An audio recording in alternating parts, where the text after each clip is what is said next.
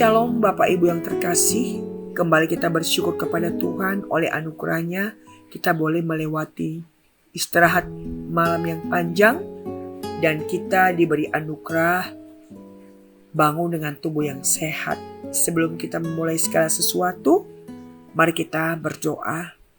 Bapa, terima kasih buat penyertaan Tuhan sepanjang malam dan pagi hari ini kembali kami boleh menghirup udara pagi yang cerah. Sebelum kami memulai segala sesuatu, kami ingin merenungkan firman-Mu dan kami mohon Roh Kudus-Mu membimbing setiap kami. Demi nama Yesus kami sudah berdoa. Amin. Saudara, pada pagi hari ini saya mengajak kita untuk membaca firman Tuhan dari Keluaran pasal 5 ayat yang ke-21. Demikianlah firman Tuhan.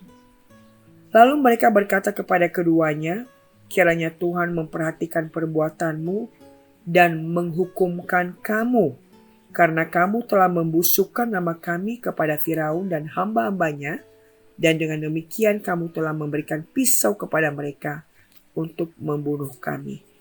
Demikian jauh pembacaan firman Tuhan. Saudara, atas perintah Tuhan, maka Musa menghadap Firaun untuk meminta izin agar Israel diperkenankan untuk pergi ke padang gurun mengadakan perayaan, beribadah kepada Tuhan. Nah, demi mendengar hal itu, Firaun sama sekali tidak menyetujui, karena dia tetap ingin memperbudak bangsa Israel. Dan ketika setelah mendengar permintaan izin itu dari Musa, maka justru sebaliknya Firaun semakin membuat Israel menderita. Maka Firaun memberi perintah kepada pengerah-pengerah Israel dan kepada mandur-mandurnya agar Israel tidak lagi diberikan jerami, tetapi biarlah Israel pergi mencari sendiri jerami itu. Sehingga di sisi lain, penderitaan bangsa Israel semakin bertambah. Selain mencari jerami, mereka harus membuat batu bata, dan ini membuat mereka semakin bertambah pekerjaan dan semakin berat, semakin menderita. Sehingga di dalam penderitaan itu, maka Israel berkata kepada Musa, kepada Harun, kiranya Tuhan menghukumkan kamu karena kamu telah membusukkan nama kami kepada Firaun. Nah, kenapa Israel berpikir bahwa Musa membusukkan nama mereka? Karena mereka sendiri tidak memiliki pemikiran untuk keluar dari Mesir. Tetapi ketika mereka dimintain izin untuk pergi, maka Firaun itu semakin marah, sehingga dia membuat Israel semakin menderita. Nah, saudara, Israel tidak memahami rencana Allah. Ketika Musa menghadap Firaun untuk meminta izin, mereka tidak mengerti bahwa semua ini adalah izin Tuhan. Tapi yang mereka lihat adalah penderitaan. Ketika mereka semakin dibuat menderita oleh Firaun, selain membuat batu bata, mereka harus pergi untuk mencari jerami.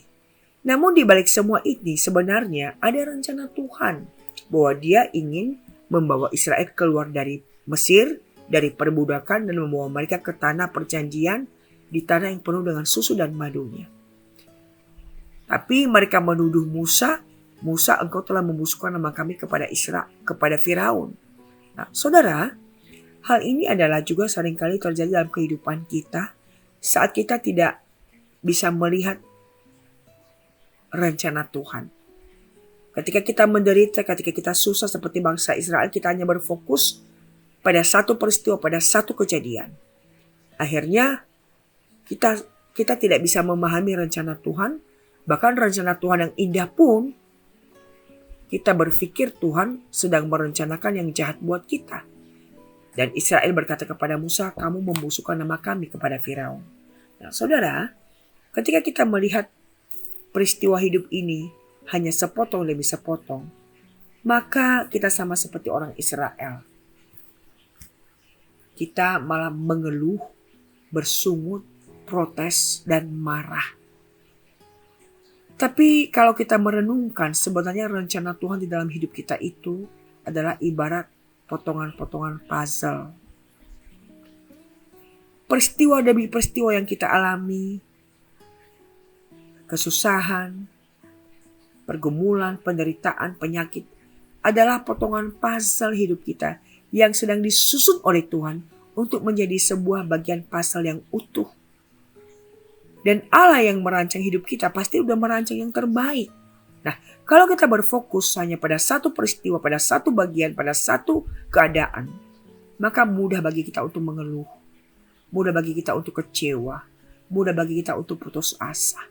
Tapi ketika kita akan melihat bahwa peristiwa demi peristiwa itu adalah potongan puzzle hidup kita yang sedang disusun oleh Tuhan, maka tentunya kita akan mudah untuk menjalaninya dengan berserah, dengan percaya, dan dengan belajar untuk bersyukur.